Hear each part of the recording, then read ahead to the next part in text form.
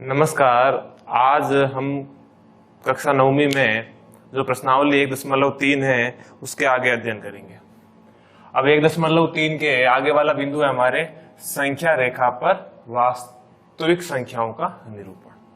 अब संख्या रेखा पर वास्तविक संख्याओं में निरूपण करेंगे तो वास्तविक संख्याएं कौन कौन सी होती है।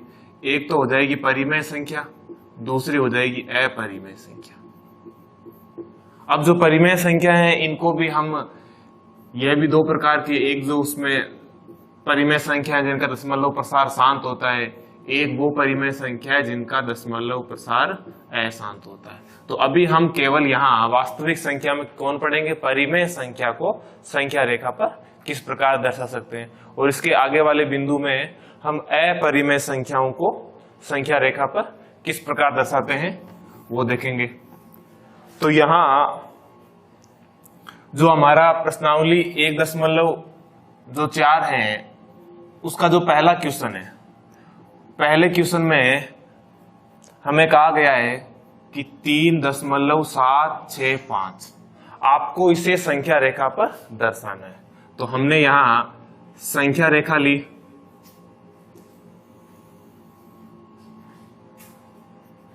यहां शून्य इधर ऋणात्मक, 1 2 3 4 इस प्रकार इस संख्या रेखा पर चलते जाएंगे। अब यहां पर क्या है, 3.765। अब ये वाली संख्या किसके मध्य आएगी, 3 व 5 के मध्य। तो हमने 3 व 4 के मध्य, तो हमने 3 व 4 के क्या किए, 10 भाग किए। तो यहाँ पर 1 2 3 4 5 6 7 8 9 और 10, 1 2 3 4 5 6 7 8 9 और 10। अभी 10 भाग हो गए। अभी यहाँ 10 भाग जो है इनको देखना जो है काफी कठिन कार्य है। तो इसके लिए हम जो है आवर्धन शीशे का प्रयोग करते हैं, इसीलिए इस मेथड का नाम है उत्तरोत्तर आवर्धन। ठीक है, तो अभी हम यहाँ आवर्धन शीशे का प्रयोग करते हैं।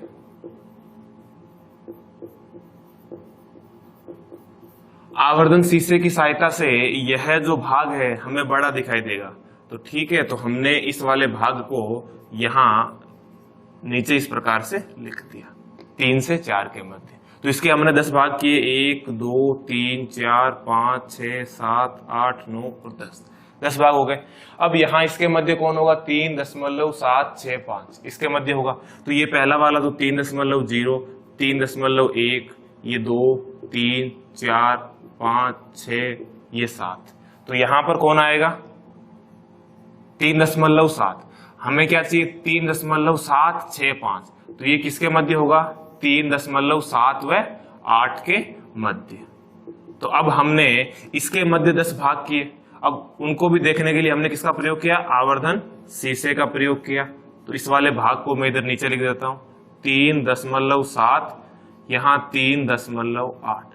ये वाला भाग क्या होगा, 3.765 इसके मध्य होगा। अब इसके भी मैंने कितने भाग किए, 10 भाग, 1 2 3 4 5 6 7 8 9 और 10 भाग हो गए। ठीक है, तो अब यहाँ 3.70 होगा, 0.71 2 3 4 5 6।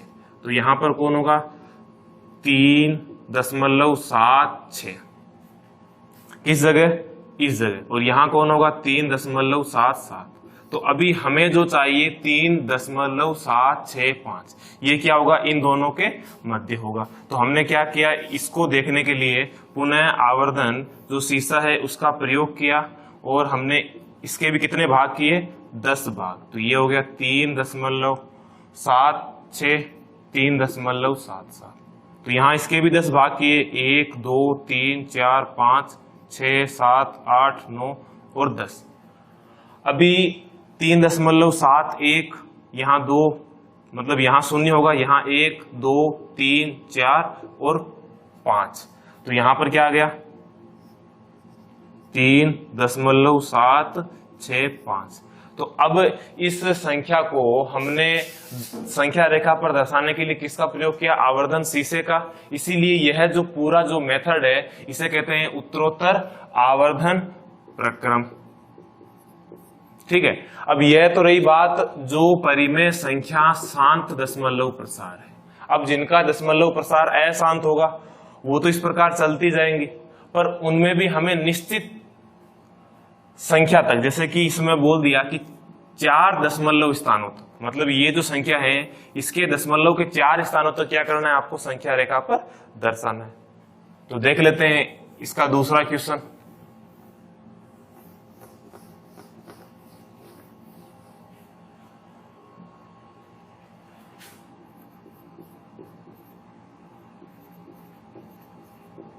मतलब दशमलव के पश्चात 4 स्थानों तक हमें इसे संख्या रेखा पर दर्शाना है।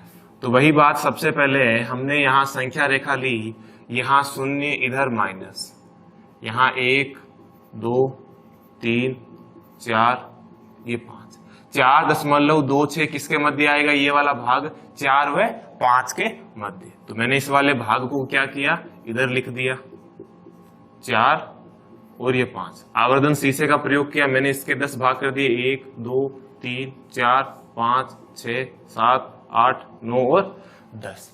अभी क्या है 4.2, तो ये 4 दशमलव क्या है 0, यहां 1 यहां 2 और यहां क्या होगा 3, तो यहां आ गया 4.2, यहां 4.3।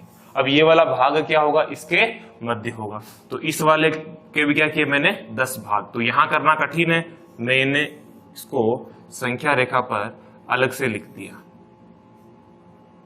ठीक है, तो यहां हो गया 4.2, यहां पर 4.3। अब ये जो संख्या है इसके मध्य आनी है, इसके भी कितने भाग कर दो, 10 भाग, 1 2 3 4 5 6 7 8 9 और 10।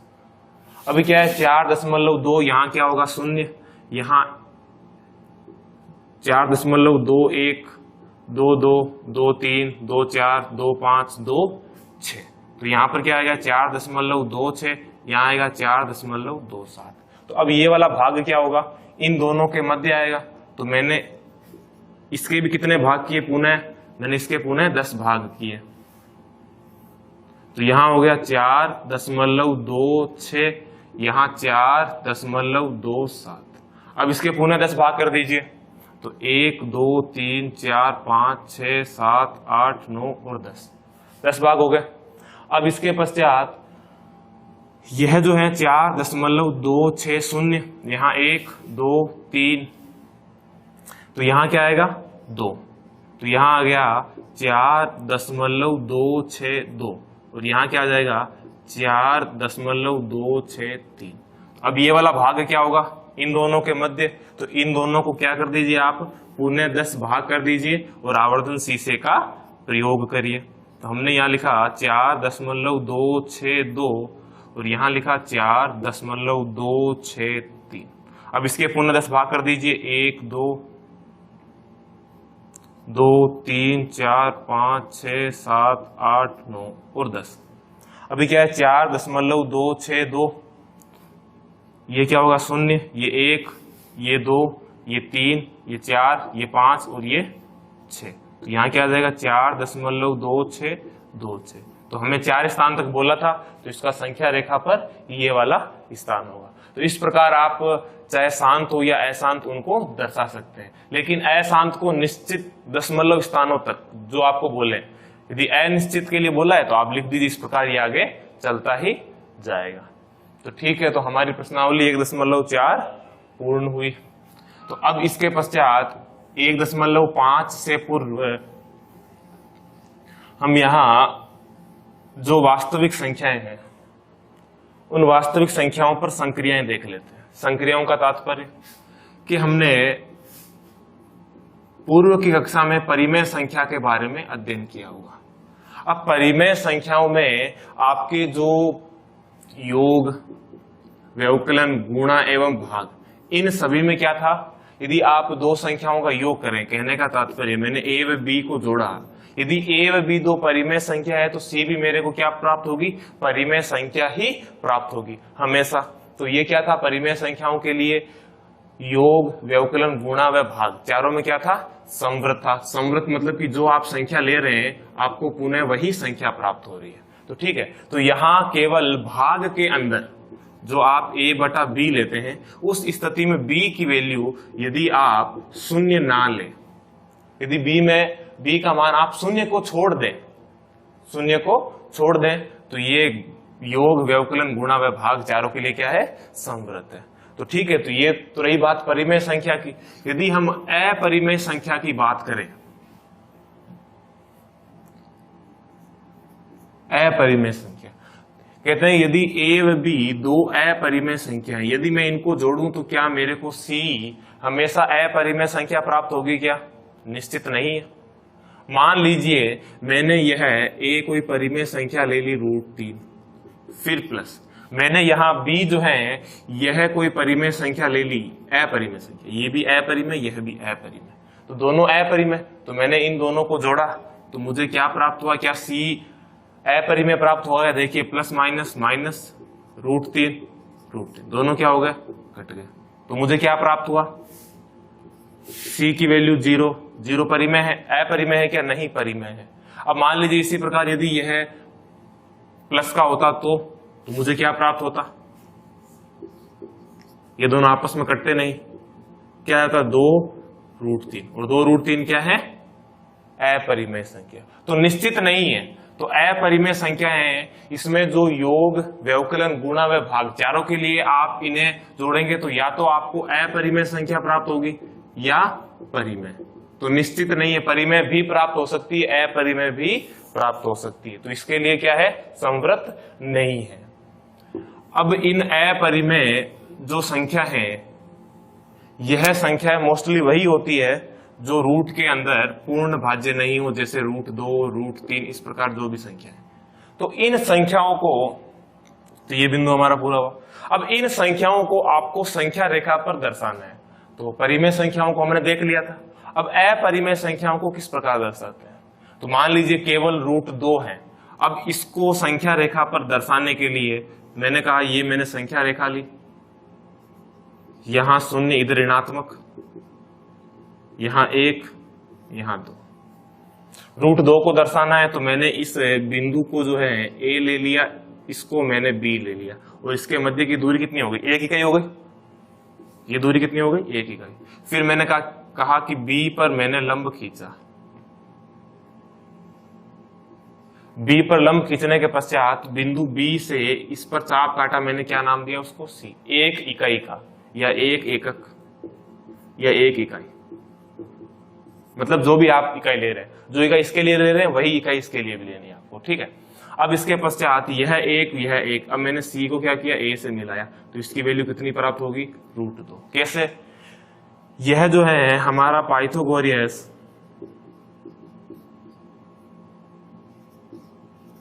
जो प्रमेय है, इस प्रमेय के कारण प्राप्त होगी। अब ये प्रमेय क्या है? पाइथागोरस, या कई जगह इसे बोधायन लिखा हुआ भी मिलता है, तो दोनों अलग अलग नहीं, एक ही प्रमेय है। तो ठीक है, अब इस प्रमेय को हम आगे की प्रश्नावली में सिद्ध करेंगे कि ये किस प्रकार से होता है। अभी हम केवल उसके कथन को ध्यान में रखेंगे। तो पाइथागोरस यानी बोधायन जो प्रमेय है, इनका जो कॉन्सेप्ट है राइट एंगल, मतलब समकोण त्रिभुज के लिए। समकोण त्रिभुज में ये कहते हैं कि सबसे बड़ी भुजा जो कर्ण है उसका जो वर्ग है हमेशा क्या होता है? लंब स्क्वायर प्लस आधार स्क्वायर, मतलब लंब का स्क्वायर व आधार का स्क्वायर। यानी समकोण त्रिभुज में सबसे बड़ी भुजा का वर्ग अन्य दो भुजाओं के वर्गों के योग के बराबर होता है। तो ठीक है, हम देख लेते हैं। तो यहाँ यह जो हमें कर्ण का मान निकालना, हमें इसी का मान पता नहीं है ना, हमने ये भी 1 ली, ये भी 1 ली। मैंने कहा लंब की वैल्यू 1, आधार की वैल्यू 1, 1 का स्क्वायर 1, 1 का स्क्वायर 1, दोनों को जोड़ा कितना हो गया? 2। तो कर्ण क्या हो गया हमारे पास? AC। तो AC स्क्वायर की वैल्यू 2 है, तो AC की वैल्यू कितनी हो जाएगी? स्क्वायर हटेगा, इस तरफ क्या आ जाएगा? रूट। अब इस ये जो सिंबल होता है, इस सिंबल को कहते हैं रूट या कर्णीय चिन्ह। ठीक है, क्या कहेंगे? कर्णीय चिन्ह। तो अभी हमारे पास AC की वैल्यू कितनी आ गई? √2। अब हमने यहाँ बिंदु O से इसकी माप ली और इस पर चाप काट दिया, तो संख्या रेखा पर क्या आ गया? √2 को दर्शा दिया हमने। तो ठीक है, तो संख्या रेखा पर अपरिमेय व परिमेय दोनों संख्याएं आती है। अब मान लीजिए यदि ये तो पूर्ण आपने इस प्रकार ले लिया, यदि यही आपके रूट में 2.1 होता, फिर आप कैसे दर्शाते? या 2.2 होता। अब इनको आप इस प्रकार नहीं दर्शा सकते, तो उस स्थिति में थोड़ा सा अलग मेथड है। वो क्या है हम देख लेते हैं।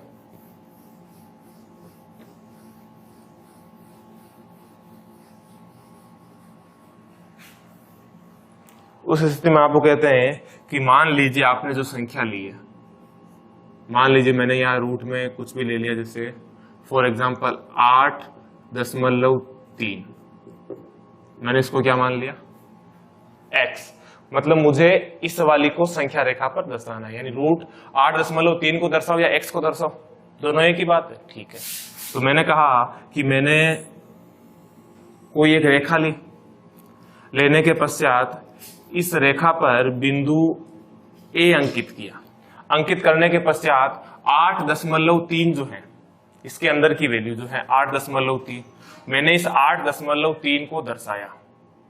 ठीक है, तो यहां मान लीजिए वह स्थिति क्या आ गई, B आ गई। तो B क्या आ गया 8, यानी कि यह जो 8.3 है ना, इसको मैंने x माना है, तो किसकी वैल्यू दर्शानी मेरे को, रूट x की। तो ठीक है, दर्शा देंगे हम। तो अब यह A से B के मध्य की दूरी मैंने क्या ले ली, 8.3 कह दो या फिर x कह दो, कोई अंतर नहीं है। यानी 8.3 तो हमने एग्जाम्पल है, यदि 8.3 के अन्य संख्याएं होती है तो उसके लिए मैं कह रहा हूं x मान लीजिए, आप जो भी आप निकाल रहे हैं उसको यहां रख दीजिए। अब इसके पश्चात हमेशा जितनी इकाई आपने इसकी ली है, मतलब आप चाहे सेंटीमीटर में ले रहे हो, मीटर में, जो भी इसकी इकाई ले रहे हो, एकक, ठीक है, वही क्या ले लो इसके लिए भी। तो ये वाली दूरी कितनी हो जाएगी, हमेशा एक ही रखनी, एक इकाई या एक एकक। ठीक है, आप रख दीजिए। अब रखने के पश्चात अब A से C तक मैंने A व C जो है ये क्या माना, किसी एक वृत्त का व्यास माना। तो इसको मैं क्या लिख दूंगा, x+1, या मैं लिख दूंगा 8+3+1। ये वैल्यू वाली बात हम एक बार बाद में करेंगे। तो ठीक है, हम सीधे x में देख लेते हैं। तो मैंने क्या कर दिया, x+1 कर दिया। अब ये पूरा x+1 हो गया। मैंने कहा कि इस पूरी AC रेखा का मैंने मध्य बिंदु लिया, मतलब इधर आप जो भी चीज मान रहे हैं वो इधर एक बार लिख दीजिए। मैंने कहा मैंने AB को क्या माना, x माना, AB जो है। फिर मैंने BC को क्या माना, 1 माना। तो फिर AC की वैल्यू कितनी हो जाएगी, x+1। ठीक है, अब मैंने AC को क्या किया, आधा किया, मतलब AC का मध्य बिंदु। AC का मध्य बिंदु कौन हो गया, O। तो मैंने क्या कहा, अब AC का मध्य बिंदु O है, मतलब ये सरल रेखा है, यहाँ बिंदु A है, यहाँ बिंदु B है, और ये मैंने O इसका मध्य बिंदु लिया है। तो इन दोनों की दूरी क्या होगी, आपस में समान होगी। तो ठीक है, लिख दीजिए OA बराबर B, नहीं ये C है, ठीक है, C। अब ये बराबर होगी। अब ये पूरा AC कितना है आपके पास, x+1। AC कितना है, x+1, और ये वाले मान क्या है, इसके आधे, तो मैंने बटा में क्या कर दिया, 2। तो हमारे पास किसकी वैल्यू आ गई, इसकी वैल्यू आ गई। ठीक है, मैंने इसको केंद्र मान के क्या बना दिया, एक अर्धवृत्त बना दिया, बन गया। अर्धवृत्त बनने के पश्चात अब ये केंद्र है, तो मैंने बिंदु B पर क्या खींच दिया, बिंदु B पर एक लंब खींचा, मतलब मैंने इस व्यास पर लंब इस प्रकार खींचा कि कहां से गुजरे, वो B से गुजरे। तो यहां जो मैंने इसको क्या नाम दे दिया, D दे दिया। अब आपके यह BD की जो वैल्यू है, यह जो BD है, यह आपके क्या हो जाएगा, √x। आप बोलेंगे ये √x कैसे होगा, मतलब सीधा एक बार वापस सुनेंगे। हमने पहले क्या लिया, प्रारंभ कहां से किया, एक रेखा ली AB, अभी मतलब कि जो आपको जिसकी रूट के अंदर वैल्यू निकाली दशमलव के अंदर, तो √8.3 निकाला, 8.3 क्या ले लिया मैंने, x। अब बिंदु B से मैंने आगे बिंदु C लिया, उसको क्या ले लिया, 1। तो पूरा क्या हो जाएगा, x+1 बटा 2। अब इसके पश्चात मैंने इसका मध्य बिंदु लिया, मतलब ये पूरा x+1 हो गया, तो मैंने इसका मध्य बिंदु ले लिया, तो क्या हो जाएगा, ये आधे आधे हो जाएंगे दोनों। अब इसके पश्चात इसको केंद्र मान के मैंने वृत्त बना दिया, उस पर क्या खींच दिया, लंब। अब ये जो लंब होगा √x के बराबर होगा। कैसे होगा, प्रूफ कर देते हैं, अभी देख लो। तो यहां मैंने इस बिंदु D को O से मिलाया, लंब खींचा है, तो यहां भी क्या लगेगा, बोधायन प्रमेय यानी पाइथागोरस प्रमेय लगा दीजिए। मैंने कहा त्रिभुज OBD में मुझे किसकी वैल्यू निकालनी, BD की। तो ठीक है, तो इसके अंदर क्या होता है कि बड़ी भुजा कौन सी है, ये वाली सबसे बड़ी भुजा कर्ण, इस कर्ण का स्क्वायर क्या होगा, आधार स्क्वायर प्लस लंब का स्क्वायर। अभी मेरे पास ओडी की वैल्यू मेरे को पता है क्या, बिल्कुल। अभी देखिए मैंने अर्धवृत्त खींचा है तो ओ ए यानी ये केंद्र से सतह की दूरी, केंद्र से सतह यानी परिधि कह सकते हैं, केंद्र से परिधि तक की दूरी क्या कहलाती है, त्रिज्या कहलाती है। अब ओ से ए की दूरी कितनी है, ओ से ए कितना है, x प्लस 1/2 है ना, तो यही दूरी किसकी होगी, ओ डी की होगी। तो मैंने ओ डी की वैल्यू कितनी रख दी, x प्लस 1/2 का होल स्क्वायर। फिर बराबर में कौन है, ओबी। अब इस ओबी की वैल्यू क्या होगी, अब ओबी की वैल्यू हमें पता नहीं, मतलब ये वाली आप देख लीजिए, ये पूरी कितनी है, बी प्रैक्टिकली ये आपको ये वाली वैल्यू याद करनी, आपको ये वाली वैल्यू पता है कितनी है, x है, आपने कहा ठीक। फिर माइनस ये वाली कितनी है, x प्लस 1/2 कितनी है, ये वाली वैल्यू कितनी है, x प्लस 1/2 है ना, मैंने कहा माइनस x प्लस 1/2। अब इसको सरल कर लो, आपको इस वाले पद की वैल्यू आ जाएगी। मतलब सरल आप देख सकते हैं इस प्रकार से, ये मैंने संख्या रेखा ली, यहां बिंदु A है, यहां O है, यहां पर क्या है, B है। अब O A से O की जो दूरी है वो कितनी है, आपने A से B की दूरी जो है ये आपने क्या मानी है, x मानी है, आपने कहा ठीक है। अब यहाँ A से O की दूरी आपने क्या मानी है, x प्लस 1/2 हमने लिए नहीं, ये देखिए A से O या O से A। तो अब मेरे को ये वाली माप याद करनी, तो मैंने कहा इस पूरी में से यदि मैं ये वाली माप घटा दूं तो मुझे क्या प्राप्त हो जाएगा, x प्लस 1/2 यदि x में से घटा दूं तो मुझे क्या आ जाएगी, OB की माप। तो मैंने घटाया तो ले से कितना आ गया, 2 की दुर्गुणा की 2x माइनस x माइनस 1, तो घटाया कितना आ जाएगा, x माइनस 1/2। क्लियर हो गई ये वाली बात, ठीक है। मैंने यहां लिख दिया x माइनस 1/2 होल स्क्वायर, और BD की वैल्यू मुझे ज्ञात करनी है, तो मैंने क्या लिख दिया, BD के स्क्वायर। अब इसकी वैल्यू ज्ञात करनी है, मैंने इस वाले पद को इधर रहने दिया, इस वाले पद को मैंने इधर भेज दिया, तो यहाँ तो x प्लस 1 का होल स्क्वायर बटा में क्या आ गया, 2 का स्क्वायर 4, इसके आगे प्लस था, इधर आया तो माइनस, तो ऊपर वाला पद x माइनस 1 का होल स्क्वायर, 2 का स्क्वायर कितना हो गया, 4। अब इन दोनों का हर समान है, ऊपर वाले पदों को खोल दो, तो लेस में मैंने क्या लिख दिया, 4, इसका होल स्क्वायर करो क्या आ जाएगा, x यानी a square plus 2ab plus b का स्क्वायर, फिर माइनस इसके लिए क्या आ जाएगा, a square minus 2ab plus b का स्क्वायर बराबर में bd का स्क्वायर। अब इसको सरल करेंगे, कोष्टक खोल लो, इसके आगे तो प्लस है, अंदर वाले चिन्ह जो हैं वैसे ही रहेंगे, इसके चिन्ह क्या होंगे, बदल जाएंगे, तो माइनस का x स्क्वायर माइनस का 2x है तो प्लस का हो जाएगा, प्लस का 1 है तो माइनस का, बटा में 4। अभी देखिए 1 से क्या हो गया, 1 कट गया, x स्क्वायर प्लस ये माइनस कट गया, 2x और 2x कितने हो गए, 4x बटा 4 बराबर में क्या है, अब ये BD स्क्वायर की वैल्यू है, तो 4 से 4 कट गया, तो BD की वैल्यू कितनी आ जाएगी, इस पर स्क्वायर है तो इधर क्या आ जाएगा, रूट, मतलब कि BD की वैल्यू कितनी आ गई, √x, यही मैंने आपको कही थी। मतलब कि आपको कोई भी किसी भी दशमलव में संख्या दिख जाए आपको, इन दशमलव वाली संख्या को दर्शाना सरल है, लेकिन यदि वो रूट के अंदर है तो उसको दर्शाना थोड़ा कठिन कार्य हो जाएगा। तो इसके लिए क्या करना है आपको, सबसे सरल मेथड एक बार पुनः सुन लीजिए आप, इन्हें मिटा देता हूं मैं। तो हमारे बिंदु कहां तक हो गए थे, अपरिमेय संख्या पर संख्या रेखा, हमारे 3 बिंदु और रह गए थे, ठीक है, इन्हें भी कर लेंगे। तो हमने सबसे पहले जो आपको निकालना है उसको मान लीजिए रूट में x, आपको इसका मान निकालना है, तो आप सरल रेखा लीजिए, अपनी इच्छा से बिंदु A अंकित कीजिए, फिर A से जहां आप इच्छा हो वहां B, मतलब उसके अंदर वाला जो है x उसे लीजिए, फिर बिंदु C लीजिए, एक ही लेना है हमेशा, निश्चित क्या लेना है, एक लेना है। फिर क्या करना है, इसका मध्य बिंदु कौन लेना है, O लेना है, फिर क्या बनाना है, एक अर्धवृत्त, और B पर क्या खींच देना है, लंब। तो ये BD क्या हो जाएगा, आपके √x हो जाएगा, और इस √x को ले लीजिए, यहां आप इसको बिंदु को 0 अंकित कर दीजिए, या फिर किसी संख्या रेखा दूसरी इसी प्रकार के ले लीजिए, या इसे 0 अंकित कर दीजिए, 0 से आप ये 1 ले रहे हैं तो आगे 2, तो ये वाली माप लेकर आप चाप काट दीजिए। तो ठीक है, तो ये रहा हमारे √x का संख्या रेखा पर दर्शाना, चाहे वो दशमलव के अंदर हो या किसी अन्य रूप में। तो अब इसके पश्चात अगला जो हमारा बिंदु है देख लेते हैं, सर्व समीकरण। मतलब कि जो आपके वास्तविक संख्याएं, इन वास्तविक संख्याओं के लिए कुछ सर्व समीकरण प्रयुक्त की गई है, वो कौन कौन सी है? सर्व समीकरण मतलब कि सभी मानों के लिए सत्यापित हो। हमें कह दिया रूट के अंदर a इंटू बी है, तो a इंटू बी है रूट के अंदर। जब आप इनके टुकड़े करेंगे तो root a into root B, तो यह a व b के सभी मानों के लिए सत्य है। इसीलिए इसे क्या कहते हैं? सर्व समीकरण। यानी ऐसी समीकरण जो सर्व यानी सभी मानों के लिए हमेशा क्या हो?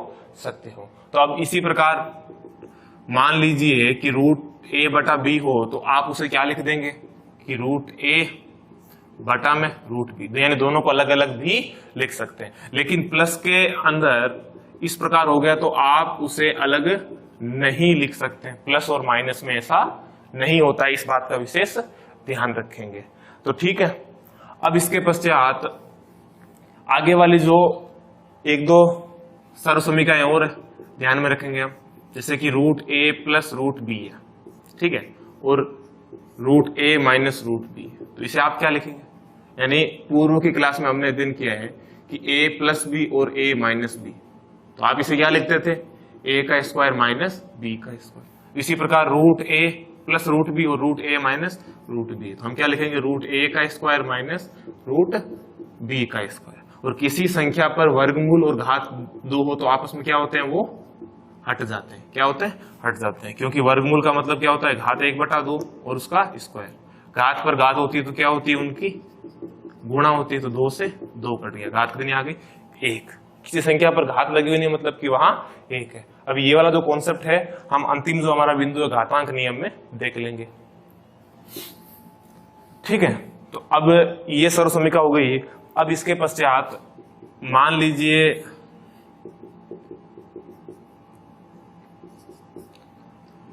आपको रूट a प्लस बी और रूट a माइनस बी यानी इस प्रकार से आ जाए, या फिर ये हो सकता है कि a plus root B a minus root B, यानी जो भी आ जाए।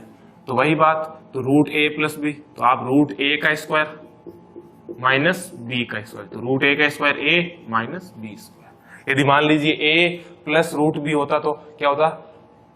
आपके a स्क्वायर माइनस b, तो ये सर्व समीकरण हो जाएंगे। अभी मान लीजिए यदि इस प्रकार से हो जाए अलग अलग, यानी root a plus root B root c plus root D.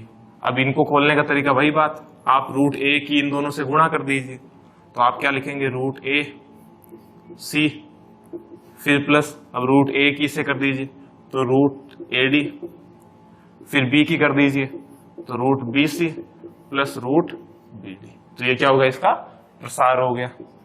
ये आपको सीधे ही याद रखना है।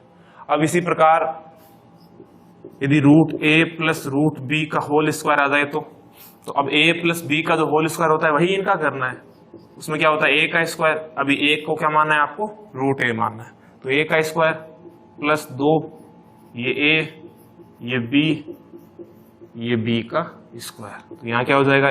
रूट a का स्क्वायर a प्लस इन दोनों, देखिए इधर root a into root B था, उससे क्या लिख सकते हैं आप? Root A B. तो मैंने क्या लिख दिया? 2 root A B plus root B का स्क्वायर बी। अब यह तो बात हो गई हमारे सर्व समीकरणों की, ठीक है। अब इसके पश्चात जो अगला बिंदु है वो है हरों का परिमेयकरण। कहने का तात्पर्य, मान लीजिए आपको कोई संख्या दे दी जो अपरिमेय है,